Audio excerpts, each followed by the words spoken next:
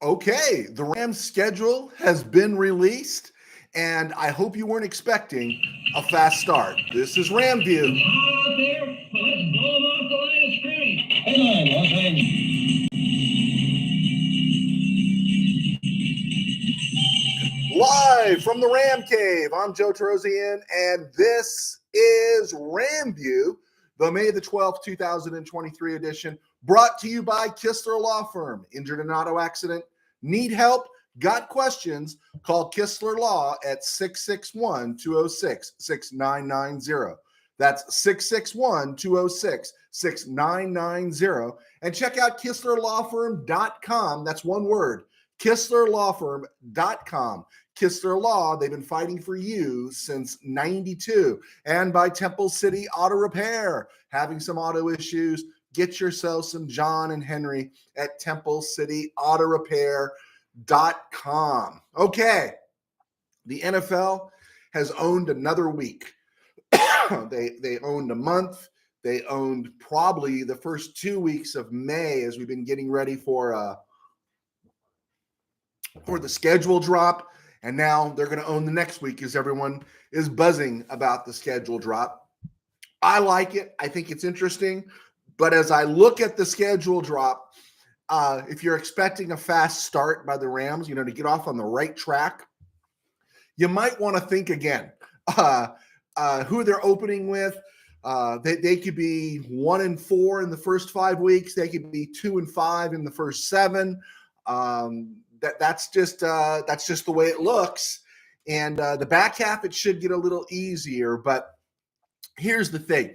We project everything we see as of now, but then things happen. Games get played from the second the preseason starts with the Rams opening against the Bolts. All of a sudden, everything starts to change because people go down. People get hurt. The Rams season in 2021 was completely turned upside down. And that was in May or June of that offseason going into the 2021 year when Cam Akers popped his Achilles. I think that was May. And so every projection is as of now. And I think they change. When I was working as a sports writer, 21 years, we did a football preview every year. But here was the thing: the second that first game was kicked off, that football preview was obsolete. It was nice to go back and reference some names, projected starters, look at rosters.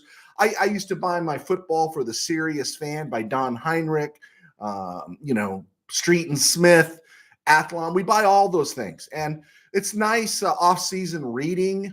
But in terms of how they project and who they project, I never go back to them. I never re-reference them because, again, the second the first game kicks off, they're obsolete. And so the projections, it's okay if you disagree with me. I took a lot of heat yesterday just because I said don't expect the Rams to get off to a fast start. They could be 1-4 based on who they're playing. And we're going to break down who they're playing, and it's a matter of when they're playing.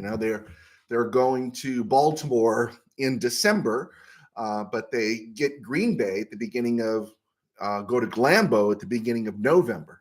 4 straight years going to Lambeau. Unbelievable. So let's look at this here before we look at the schedule. And then in the back half, we're going to break down on this day in history because 2 significant deals happened on this day in history involving a Hall of Fame quarterback and a Hall of Fame right tackle. And we'll get to those on the other side of the break. But first, I want to look at the defense. I think the offense is going to hold its own. I think the offensive line, even if there's an injury or two, has some depth. We're not going to have happen what we had last year. As of right now, the tight end room is competent. The receiving room as of now is competent. Of course, we got the steal of the draft, Puka Nacua, right? And we got the steal of the draft at running back in Zach Evans. And we know how that works. But the offense is capable of putting points on the board. It's Sean McVay, and I thought Jake Ellenbogen, he does he did Downtown Rams. He does a lot of stuff now. He's really caught fire. He's a podcaster. Does a really good job. You can tell he works hard. He says, Sean McVay's worth 7 wins alone. Sean McVay's a great coach. And so when you look at this offense, you could see where, okay, they're going to be okay offensively, and maybe they'll win a couple of shootouts. But it's on the defensive side where people were wanting Raheem Morris fired last year. They hated the scheme last year. They hated them playing so far off the ball last year. And that was with Bobby Wagner, Jalen Ramsey, Leonard Floyd, and Aaron Donald. And so that was with experienced guys like Nick Scott and Taylor Rapp. I just don't know how anyone could expect, at least in the first half of this season, to be the defense to be anything close to that. And so that's why we're going to take some lumps early. I broke this down in terms of years of experience of about a month ago. Aaron Donald's in his 9th year going into his 10th year. I think I broke down projected starters at that time. PFF has a projected starter thing, and it's pretty good. It's not absolute, but it's pretty good. And I think I added up the years of experience for the Rams projected starters, and it was 14 years next to 10 for Aaron Donald, okay? But I decided, let's match up. How many games has Aaron Donald played? Aaron Donald has played 138 games. As a defensive lineman in the NFL, he's taken 7,610 snaps. He's Canton bound. Enshrine him now. We understand that, okay? But the other 10 guys projected to be starters on defense next to him when the Rams line up, okay, for that first game in Seattle, corners Darian Kendrick and Kobe Durant, okay? Right now, the idea is THT, Tre'Vais Hodges-Tomlinson will work his way in. He might not be a starter right away, but let's just go with experienced guys so I don't fudge numbers here. And PFF is not counting some of these guys as starters. Right now, Darian Kendrick and Kobe Durant are the starting corners. The starting safeties are Jordan Fuller and Quentin Lake. They're running 2 inside linebackers, and one of them is Ernest Jones. The other, for right now, it's Jake Gervais. The edge players are Michael Hoyt and Byron Young. The down players alongside Donald are Jonah Williams and Marquise Copeland, okay? Aaron Donald has played 138 games in the NFL. The rest of those guys, Kendrick, Durant, Copeland, Williams, Jones, Fuller, Quentin Lake, Michael Hoyt, Gervais, and Byron Young, who hasn't played a game at all, the rest of those guys have played 155 games in the NFL. Donald has played 138. The rest of those guys combined have played 155. Donald has played 7,610 snaps in the NFL. Those other 10 guys combined are 5,242. They're close to 2,500 snaps behind Aaron Donald. Does this mean they're not going to be good? No. Does this mean they can't develop? No. Does this mean there's not a sleeper in this bunch? Absolutely not. Does this mean that Jordan Fuller can't fulfill the promise that we saw in him in 2020 and early in 2021? Or Ernest Jones develop into something special? No, it's not discounting any of that.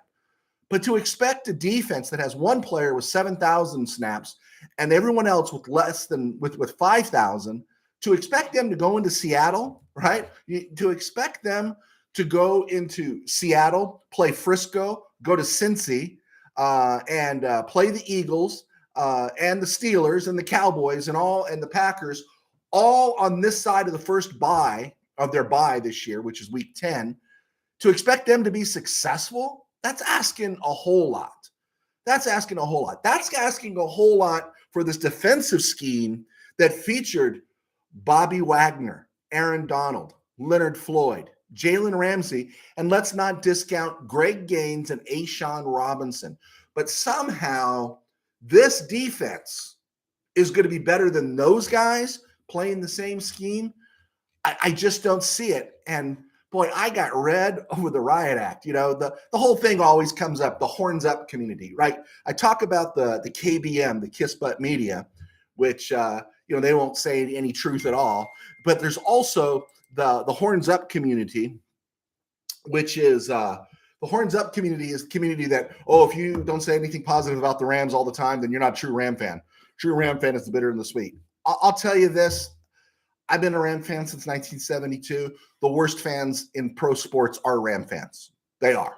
There's a remnant out there that is solid that I'm trying to appeal to right here, and I think we have appealed to. But the horns up crowd that is, right now, I don't say anything bad about the Rams. Week one, it's, oh man, play Stetson Bennett. We know this group. They watch their games at sports bars, right? They are not really invested and really are missing the nuance of this era, which Snead and McVay have provided. This is a very special era for Rams football. And so they come after you really hard, and that's okay. You can come after us, but you got to speak truth. And the truth is, I don't see this defense helping much in the first half of the season. By the second half, not rookies anymore, and they've had a bye. I can see them maybe getting some traction. So let's look at the Rams schedule and see what they got there. And it is more than okay to criticize me. It is more to criticize anybody doing this. It's okay.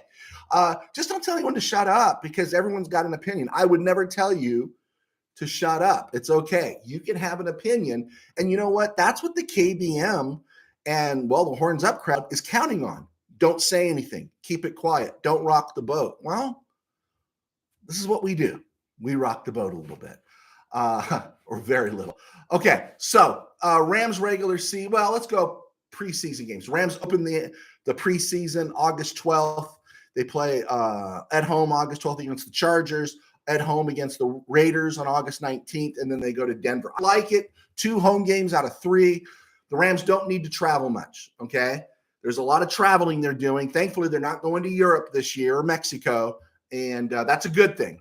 And some people were complaining that the Rams only have 2 national games. They have a Monday night game and a Thursday night game, and I'm good with that as well. I'm perfectly fine with that. I don't think they need any added stuff put on them right now this season.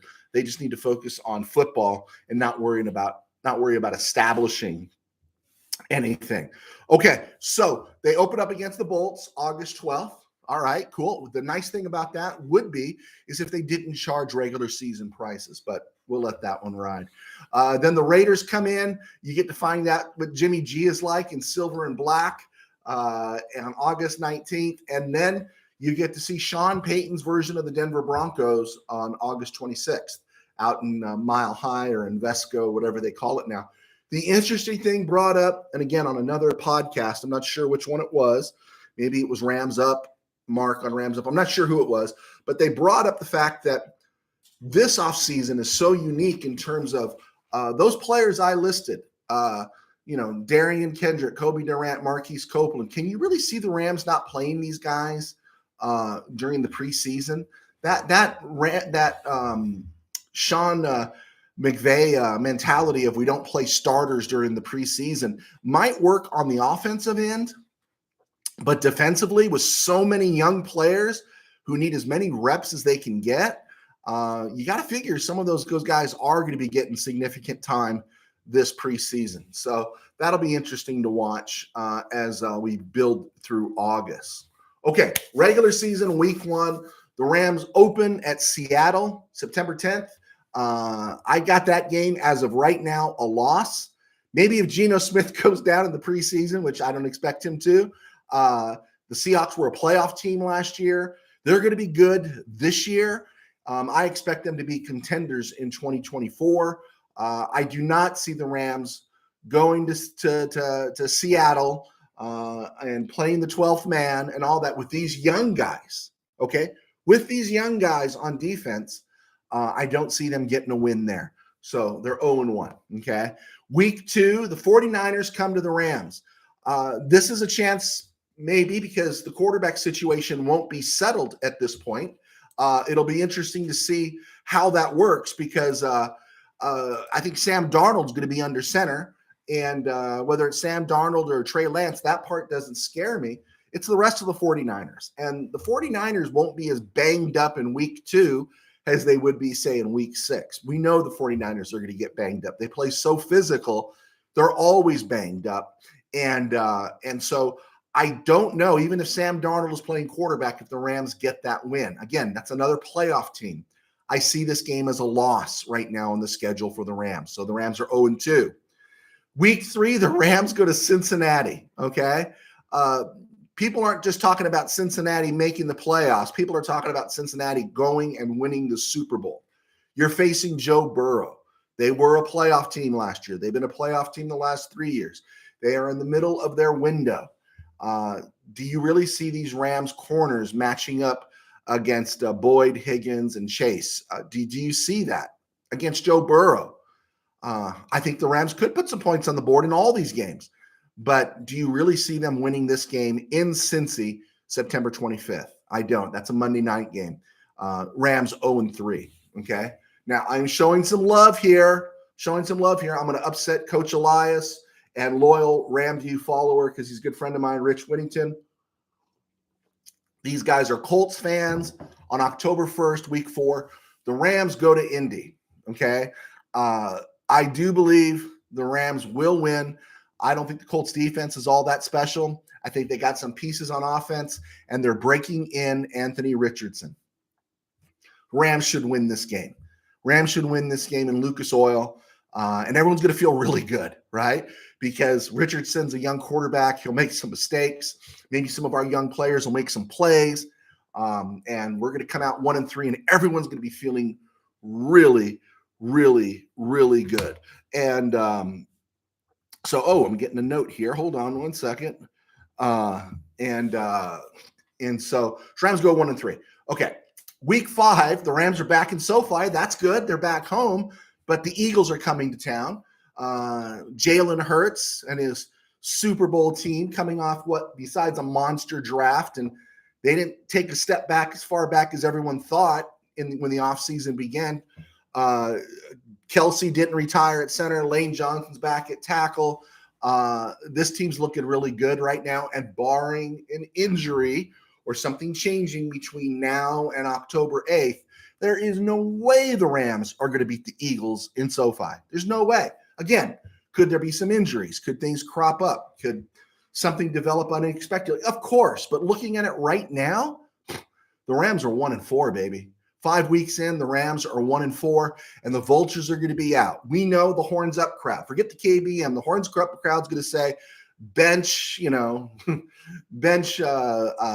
Matthew Stafford, fire Snead, blah, blah, blah, fire Raheem, which, I might not be against that so much, but the Rams are going to be 1-4, okay? Week 6, the Cardinals come to SoFi. Now, last year, with Ashawn Robinson, Greg Gaines, Bobby Wagner, and Jalen Ramsey still in the lineup, I don't know if Aaron Donald played that game. But last year, the Cardinals came with Colt McCoy at quarterback, and he carved the Rams up. They won in SoFi. It was a last-minute scratch for Kyler Murray. And I remember I was getting all excited watching this game, thinking the Rams were going to pick one off and pick off a win. And when I saw Colt McCoy was starting, Colt McCoy was going to play within himself. He was going to play smart. He was going to play without an ego. He was going to take what the Rams gave him, and he was going to carve the Rams up, and that's exactly what he did. And now Jalen Ramsey, Bobby Wagner, Ashawn Robinson, Greg Gaines, Leonard Floyd, all those guys are gone against this defense, this young defense. Do you really, really see the Rams, blowing them out? I don't. But I'm going to give the Rams a win here because it's at home, and I like the Rams' offense better than the Cardinals' offense. I think the Rams will have a full complement, a full offensive line, and I think they'll outshoot the Cardinals. So the Rams are 2-5 here, okay? Week 7, the Rams are still at home, October 22nd. The Steelers are coming out to play the Rams. I think Steeler fan who lives in Missouri, Rob Sorge, might be coming out to his old stomping grounds here in SoCal to come see that game. He's all excited because the Rams have the Steelers are working out Bryce Perkins right now to be their third string quarterback. Good for them. I want Bryce Perkins to get a job. Steelers coming to SoFi. They are expected to be a playoff team and more. I think they are legitimate contenders with any kind of Cincy slip up in the AFC North.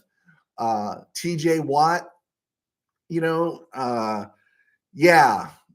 don't see the Rams winning this game. Not at all. I think the defense might be improved a little bit if there's no injuries. By the time you get to week 7, some experience, we might be seeing some plays being made by some of these corners if everyone's healthy. But Steelers win this game. Rams are 2 and what will the Rams be at this point? 2-5, 2-6. Let me see here. Let's say they start off 0-3, 1-3, 1-4, 2-4, 2-5. The Rams would be 2-3 and 2-5 at this point. Okay, 7 weeks in, the Rams are going to be 2-5. Now, I do think the Rams have a chance. I think the Cowboys are going to be down this year. But in week 8, the Rams are going to Irving, and it's October 29th. And I got this down for a loss for the Rams. I don't know if the defense is going to be ready. I think it'll be a closer game. I don't think it'll be a blowout. Cowboys are a playoff team. Their defense is solid. And it might be solid enough to slow down the Rams just enough offensively. And the Rams defense is going to make Dak Prescott look like he's worth $40 or $50 million. And I don't know. I don't think it'll be a blowout, but I'm going to take the Cowboys in this one. And I hate the Cowboys. So everyone knows I hate the Cowboys. So the Rams are 2-6 at this point. And then in week 9, last game before the bye, November 5th, the Rams are going to Green Bay. Jordan Love, and I'm going to be magnanimous here. I do. I think again. I think the Packers are okay offensively. I think they're okay defensively. The only thing that's going to be a hang up to the Rams in Lambeau in week 9 is the weather and getting it out of their head. But I think if the offense is healthy, relatively, no one's going to be healthy, but relatively healthy, I think the Rams could pick off a win here and enter their bye week at a 3-6 record. Okay. So the Rams will be 3-6 during their week 10 bye. That is November the 12th. And so the Rams are healthy. Okay. Get back to week 11. Okay. Week 11, the Rams are 3-6, and Gino and the boys are coming to town. November 19th. Seahawks, Rams. I think it'll be a good game. But I think it'll hurt. I think there's going to be a loss here. I think the Rams will be improved, but I don't know. The Seahawks are not just playing to make the playoffs and make a good showing. They're playing to win the division. The 49ers are going to be in flux until they figure out the quarterback thing, and their best competition is the Seahawks. The Seahawks aren't going to mess around. I think they win. I don't think it's a blowout. I think the Rams improve, but I think their record falls to 3-7. Week 12, the Rams go to Arizona. Sean McVay beats the Cardinals always, most of the time, 99% of the time. Kyler Murray's going to be back at quarterback. That's a plus for the Rams. There's nothing scary about Kyler Murray as a quarterback. He'll make a big splash here and there. But Kyler Murray is actually perfect for this Rams defense because he doesn't have the patience to do what a Colt McCoy or an Andy Dalton does. So I think the Rams win in Arizona, and I think they improve to 4-7. Okay, cool. Things are looking good. That would be Thanksgiving weekend, November 26th. December 3rd, the Browns come to SoFi. The Browns, they're always going to self-destruct, right? Again, I think I said it 2 weeks ago, is the Browns against the rest of the NFL are like the Rams are against the 49ers. They will always find a way to cough it up, always find a way to blow it. Do you trust Deshaun Watson? I don't trust Deshaun Watson. Do you trust anything beyond Nick Chubb? I don't think they've got enough good receivers. I like their offensive line. I think their defense outside of Myles Garrett is suspect, but I think the Rams' offensive line is going to be better this year, and they can give some help to Noteboom or wherever Myles Garrett lines up. Maybe Okoronkwo makes a couple plays, but you know what? An improving Rams team, a defense finding itself. I'm going to give the Rams the win here, and the Rams improve to 5-7 in week 13 with a win over the Browns in SoFi. Okay, now we're getting to the nitty gritty here. Week 14, the Rams and Ravens play December 10th in Baltimore. Okay, this is a tough one. Right now, Lamar Jackson is healthy. Okay, right now, Lamar Jackson's healthy. If Lamar Jackson's healthy, Rams lose. Okay. If Lamar Jackson is banged up and playing, if Lamar Jackson is out, the Rams could pull something. They really could. I think they'll be improving. The Ravens don't scare me. This is not a scary Ravens defense, okay? A fully healthy Lamar Jackson in September with his new weapons, they're, like we said, they're going to drop a 40 burger on somebody, and everyone's going to declare them the dark horses to win the AFC, and it's going to be fool's gold. But that fool's gold will be exposed by December. How much so, we don't know. So reluctantly, I have to do this. I'm giving the Rams a loss based on the fact that Lamar Jackson could be healthy, okay? And so the Rams dropped to 5-8 in Week 14. Week 15, back at SoFi, the Rams get the Commanders, the Taxskins, and they're starting Sam Howell at quarterback. They haven't got a clue in regards to what they're doing. Defensively, they're solid, but offensively, they're not going to scare anybody beyond Terry McLaurin. Logan Thomas is always getting banged up these days. So my money would be on the Rams and all the flux because the Taxskins are having a sale and everything. And so they are a defensive-oriented team. I'm going to go with the Rams in this one. So by the end of Week 15, the Rams will have won. They'll beat the Taxskins at home, and they'll be 6-8. All right, cool. So are you happy with me yet? Thank you for being happy with me. We get to Week 16, and the 6-8 Rams host the New Orleans Saints. It's not in New Orleans, okay? So that whole God bless New Orleans surviving Katrina garbage won't be talked about. It's a Thursday night game. The Saints have Derek Carr and a whole slew of receivers. Okay. I don't think Alvin Kamara is on the right side of his career. I don't think the Saints defense is that good anymore. I think it's getting old. I think it's competent. I think the Rams can win this game if the defense is developing and the offense stays. I'll give it a lot of ifs. The offense stays healthy, but if things staying as they are, I think the Rams beat the Saints. I really do. I think the Rams beat the Saints in SoFi. 7 wins. Rams are 7-8 right now. And then it gets tricky. On December 31st, the Rams will be spending New Year's Eve in Times Square. They'll be playing the Giants. And the Giants are a playoff team last year. They've made some questionable choices. They're coming back with Daniel Jones. Saquon Barkley wants more money. Dexter Lawrence got a fat contract.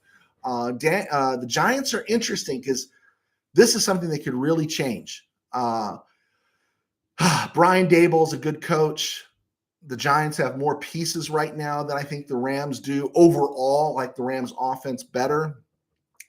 I went back and forth on this one.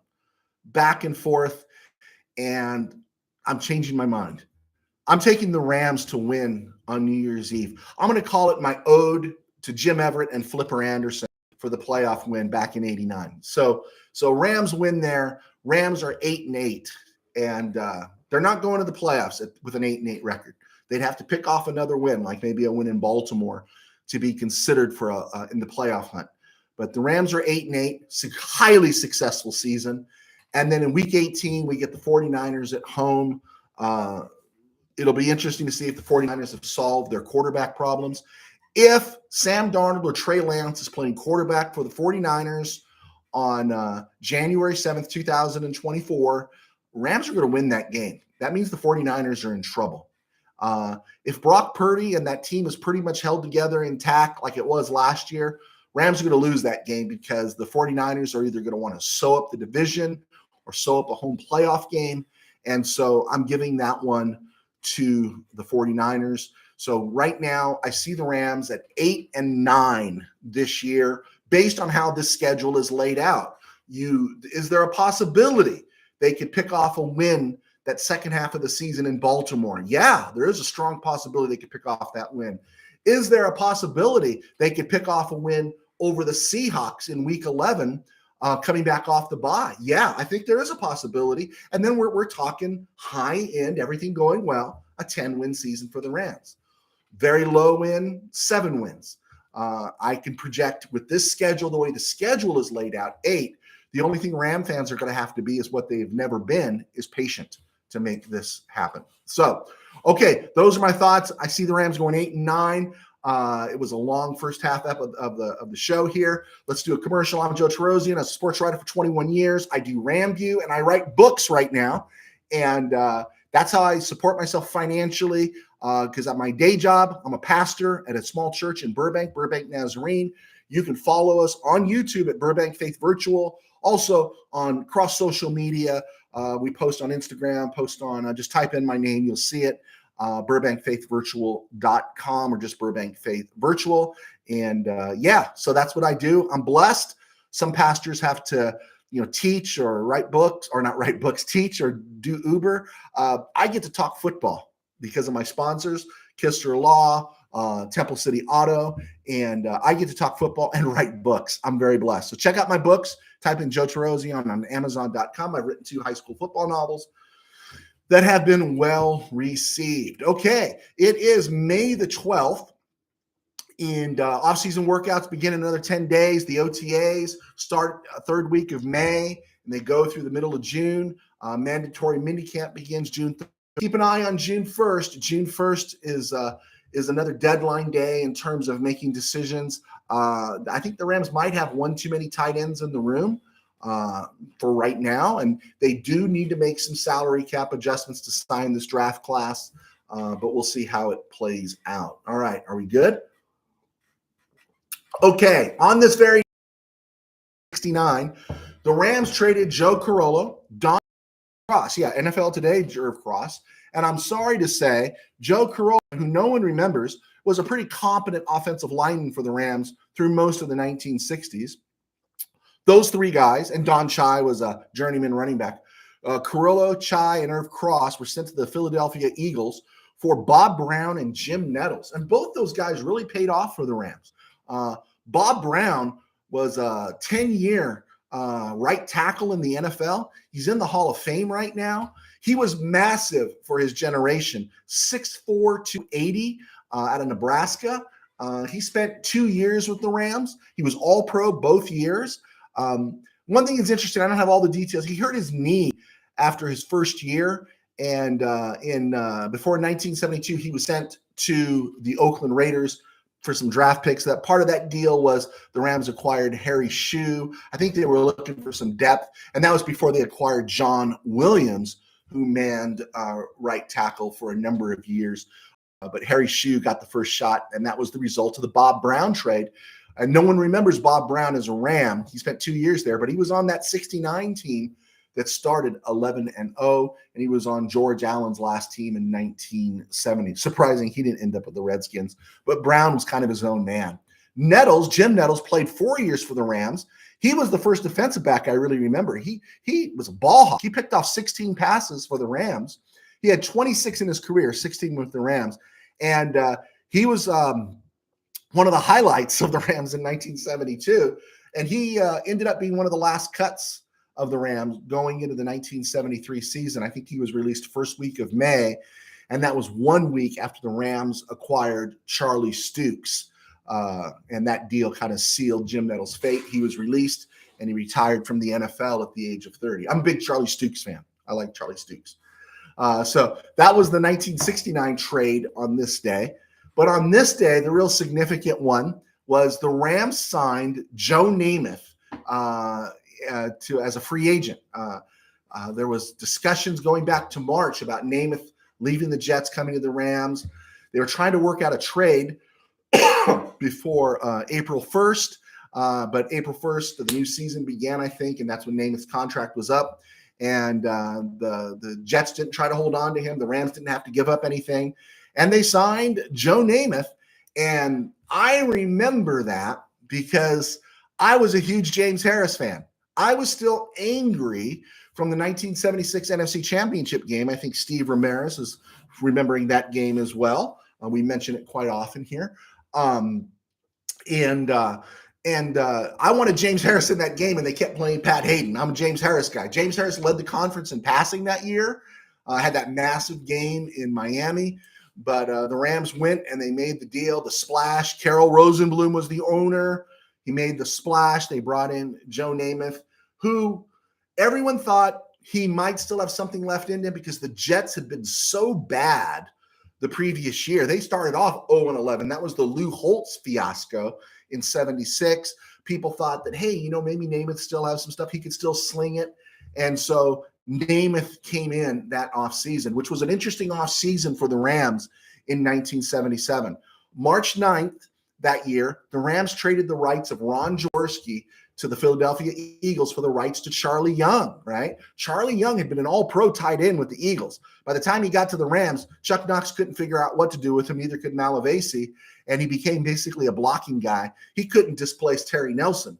So he went from 60 catches a year to 7 with the Rams. But at the time, it seemed like a great deal. Everyone was excited that we got the better of it. Charlie Young coming to the Rams for who? Jaworski? And, of course, we know Jaworski ended up having a Super Bowl run in him with the Eagles and had a nice, really great career with Philly. That was March 9th of 77. May the 3rd, the Rams drafted this guy, Vince Ferragamo, 4th round, 91st overall, out of Nebraska.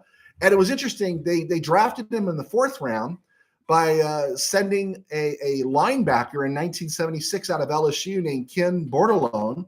He became a 6-year linebacker with the Saints. And he was a 5th round pick by the Rams in 76. He was traded that July to the Saints for a 4th round pick. I guess the Rams figured, he wasn't going to play with Jim Youngblood and Bob Brzezinski and, all the guys the Rams had at that time, Isaiah Robertson. So they moved him, and he had a nice little run with the Saints, but he netted the 4th round pick that the Rams used to draft Vince Ferragamo. And Ferragamo was kind of the forgotten quarterback of the 1977 season. Namath signs with the Rams, while the Rams still have Pat Hayden and James Harris.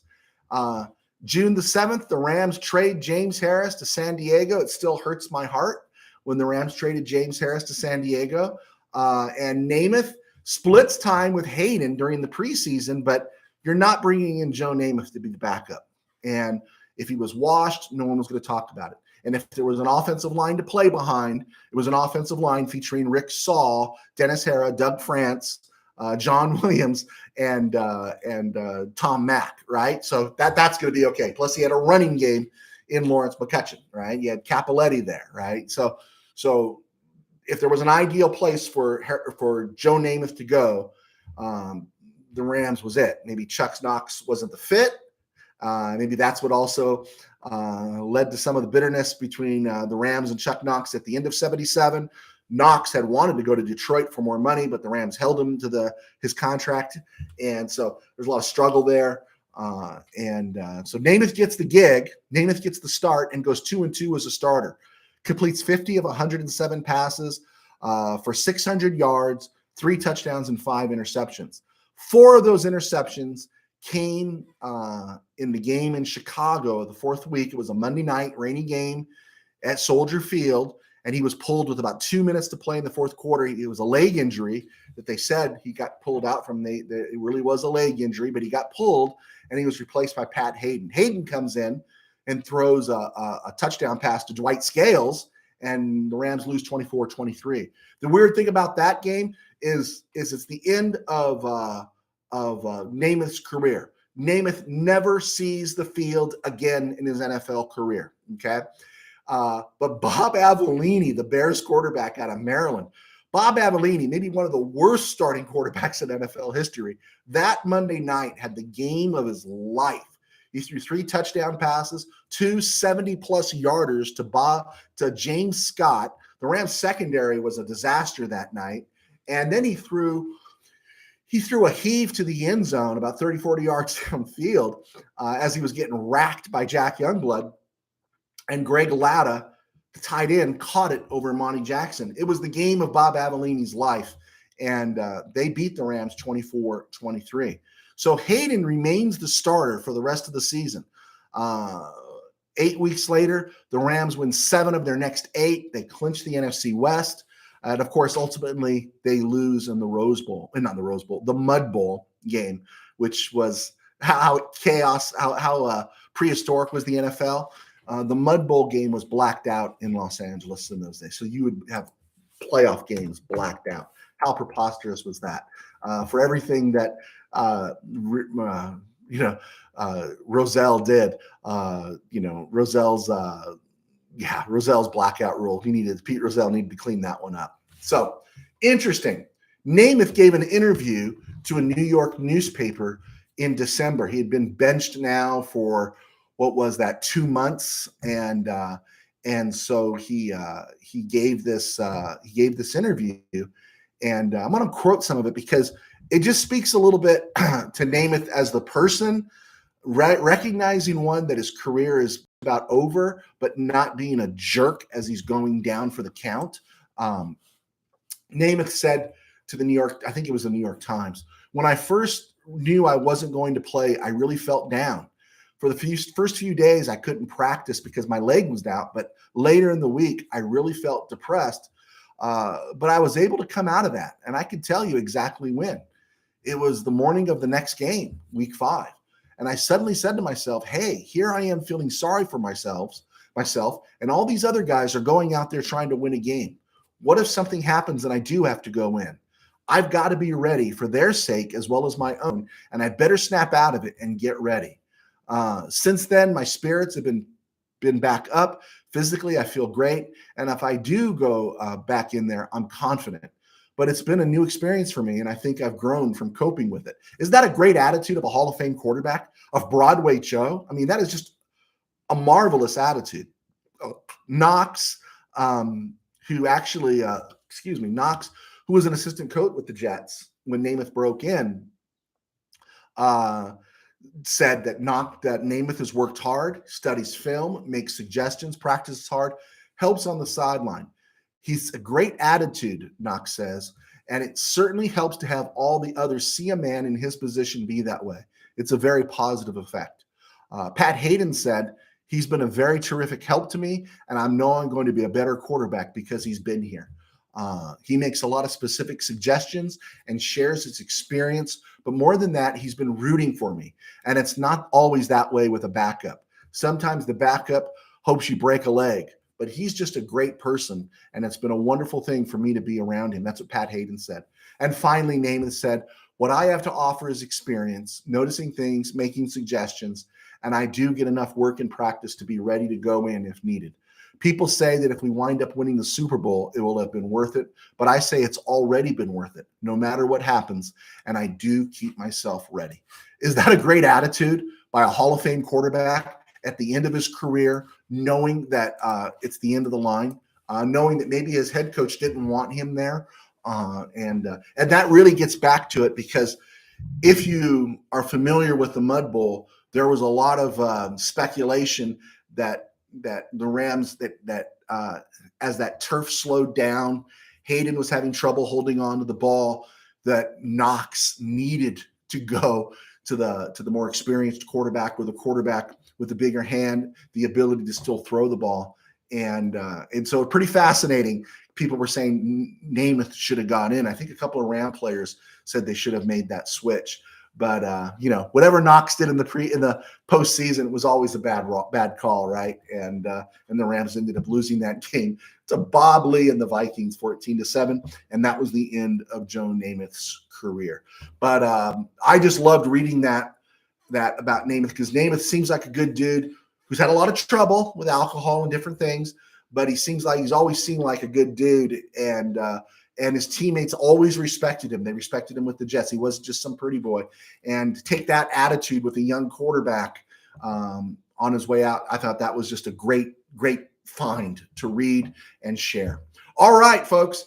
Thank you so much for clicking on. Please hit like and subscribe. Hit share. Leave comments as we build our footprint here. And we will be back on what's today?